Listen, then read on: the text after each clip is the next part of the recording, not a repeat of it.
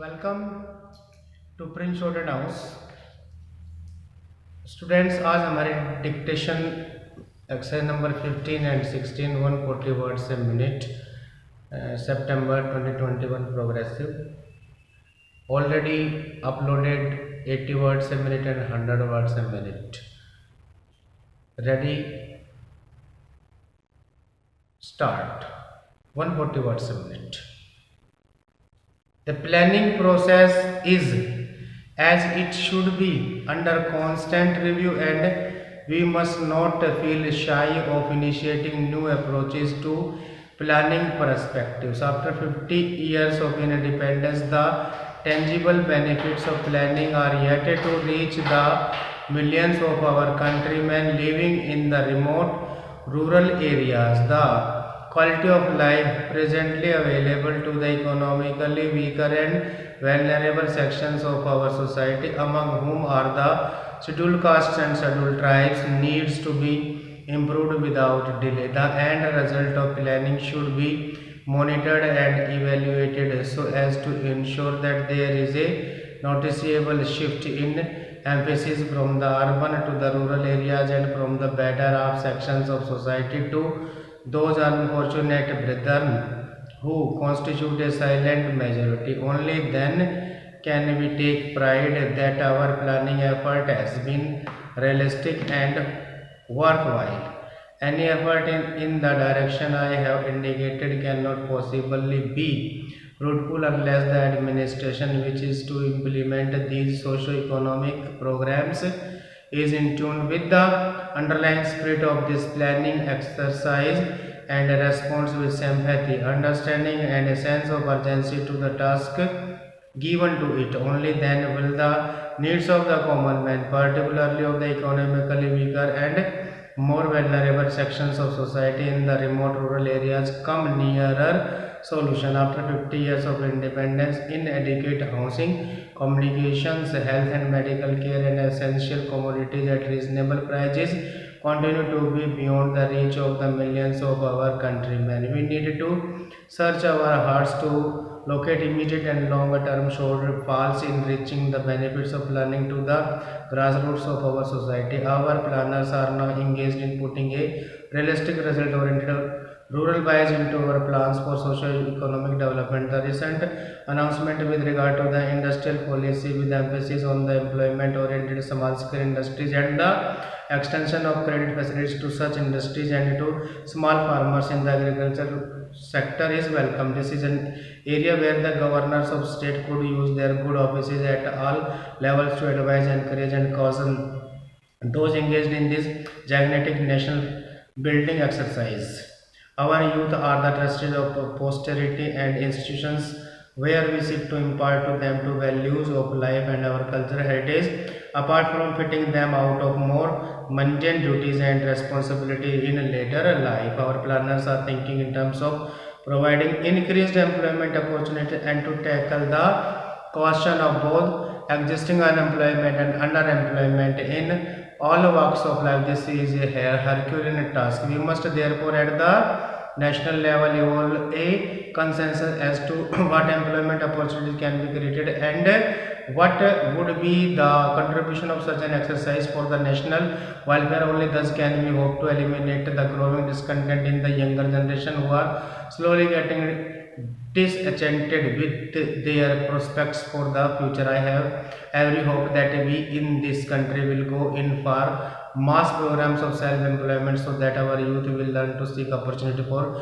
gainful self-employment and thus relieve the pressure in additional occupations like government service, etc. Our resources are not unlimited, and it is necessary for us to implement urgently a program of austerity and economic wherever possible, eliminate wasteful expenditure, and thus ensure that the maximum benefit is derived out of every rupee of revenue earned. There are of course traditionally prescribed methods and practices for dealing with these problems, but in all such matters which ultimately tend to become routine and mechanical, example is better than the percept, and there needs to be an awakening of individual conscience if at all we are to achieve the highest standards of moral rectitude and honesty in national life. I have been concerned for some time with our inability to control the price line even in respect of essential commodities, without which life for the common man can become an unbearable burden. Apart from punitive action, it is necessary to enlist the goodwill and cooperation for all sections of society and all goods engaged in the production and distribution process, to ensure that there is not only the fear of law but also moral restraint, which place an obligation on all those of us who can help to reduce the scarcity of essential commodities and control their prices. I would particularly refer to lavish expenditure and show of extravagance among certain sections of our society, which in the circumstances of today have no place in our way of life. The family planning program has unfortunately in the recent past acquired a poor reputation, not because the program is in itself objectionable, but because some of the methods adopted to force the pace have been unethical. Our population growth is, to say the least, alarming, and try as we may, our resources cannot match this increasing pressure of population unless we consciously recognize individually and severely the need to restrict our population growth, which will destroy us. Next para. Mr. Chairman, for about 12 years or more now, I have been related first rather distantly and then more intimately with the work of the Institution of Pacific Relations. I have profited by reading your publications and have always felt that you are doing good work in trying to understand the problem of the Pacific or the Far East. For a long time, I have felt that as time goes on, the problems of the Far East will become more complicated, and the center of gravity of the tension prevalent in the world today will shift to the Far East and in particular to Asia.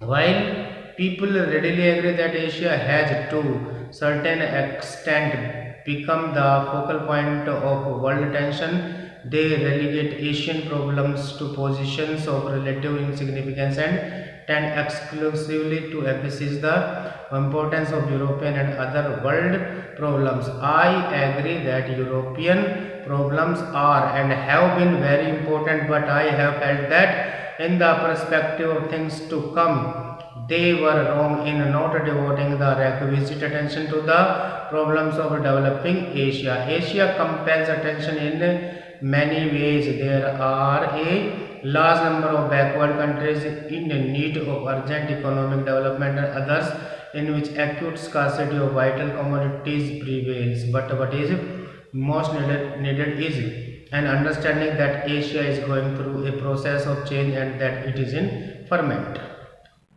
Some parts of Asia are quiet and relatively peacefully, whereas others are torn by external troubles and disturbances. I am not referring to the external position so much as to the characteristics inherent in the personality of Asia. I do not claim that this change is peculiar to Asia. Perhaps it is taking place all over the world. In Asia, we have been kept down and are now trying to catch up with others who are ahead of us. We have been engrossed in things of the past and the time has passed us by. We have not been able to keep pace with it, and so we must run. We cannot afford to talk, but then when we run, we also stumble and fall and try to get up again. We realize that speed, especially in an age-old continent like Asia, involves risks and dangers, but we have no choice in the matter. If you seek to understand us, you can do so to a limited extent. Asia is a huge continent and the peoples of Asia are all different from one another as they were reared in different cultures and traditions. In spite of all this, I think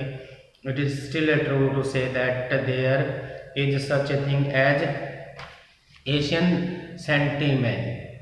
Perhaps the sentiment is merely the outcome of the past 300 years of European influence in Asia.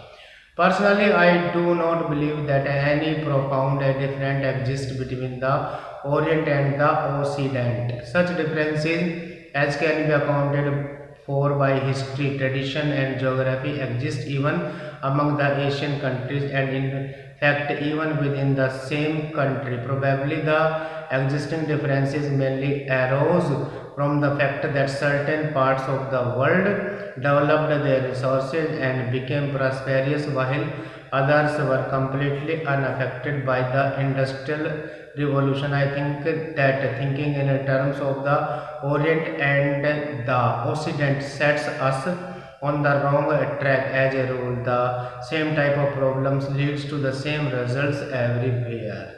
At the same time, there are certain countries like India and China with pronounced national characteristics where history and tradition exert a profound influence on the course of events. I am sure there is a great deal of good in that tradition. We should have gone under, but for that we have survived an account of the good in our tradition and we propose to hold on it. At the same time, I have no doubt at all that it has a great deal that is bad too. It prevents us from doing the things we ought to do, so that between the good and the bad and between the past and the present we do not quite know what we are going to do and what we should do. If you ask me about India, it would take me a long time to tell you about all the aspects of our problems. Our difficulties are not only external but also of the mind and spirit. There are certain tendencies that carry us forward and others that retard our forward movement and compel us to look behind. Progress consists in having the essential things of life, and in that sense we obviously must have progress. We are going ahead and I hope rapidly. We are harnessing science in the service of the nation, yet a doubt arises in my mind as to whether material progress really constitutes a remedy for our problem. It is at best only a partial solution. Something more is needed. We need a solution of the broad problems that afflict the world today. Thank you, students.